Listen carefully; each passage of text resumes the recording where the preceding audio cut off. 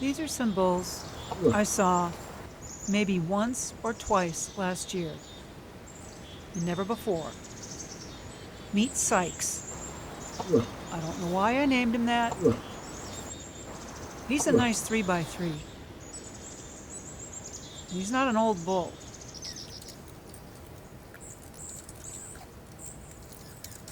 He had just been in a fight with this guy, Soho.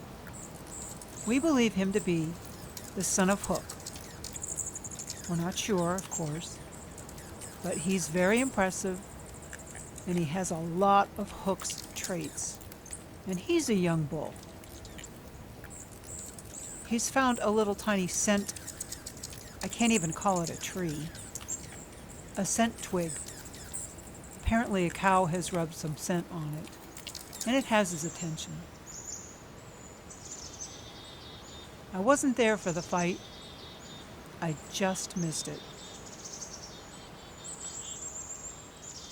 But a friend of ours was able to record it. I don't have that footage. I'd love to share it with you. It was pretty epic. But both bulls walked away from it. As you saw Sykes earlier, that was him leaving right after the fight. And this is still Soho. He's a handsome thing. And I'm going to go back there into this area where we don't normally film and look for him next year. Now, this is Bob Gnarly. I named him for that really gnarly right antler, especially his brow tines there.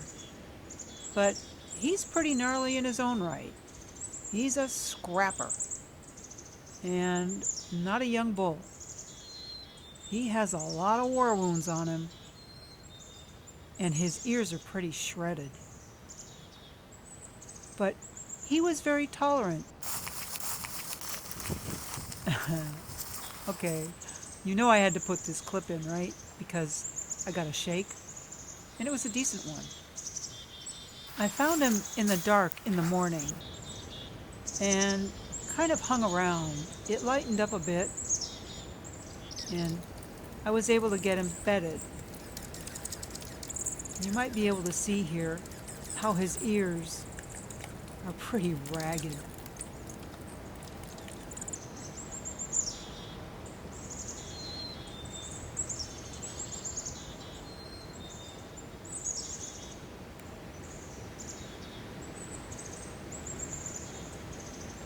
Especially when he gets up.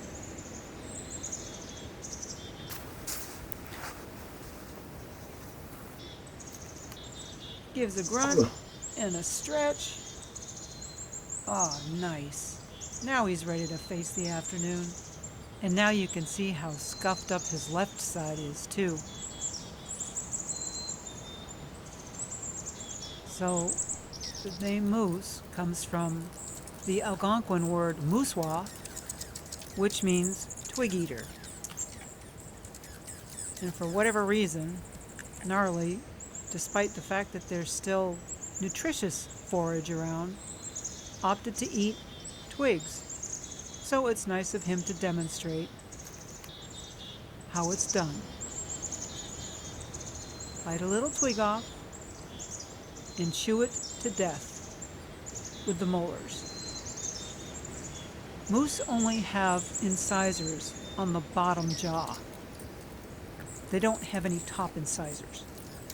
So they have to snap the twigs off by pinching them between their incisors and the roof of their mouth.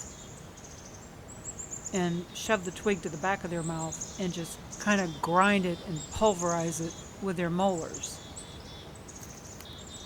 This is how a moose sustains itself over the winter. This and stripping bark from the trees. Doesn't sound very nutritious, does it? They certainly aren't given any breaks over the winter, are they? I think he's burning more calories chewing this thing than he is ingesting calories by eating it.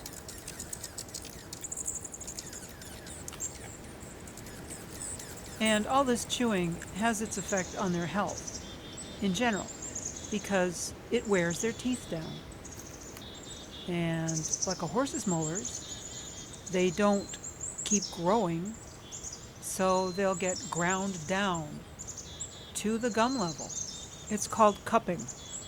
And if a moose can't chew, a moose can't thrive. It was very kind of Gnarly to demonstrate this for us, don't you think? I'm just going to cut this off because it took him another 10 minutes to eat this thing before he started on another.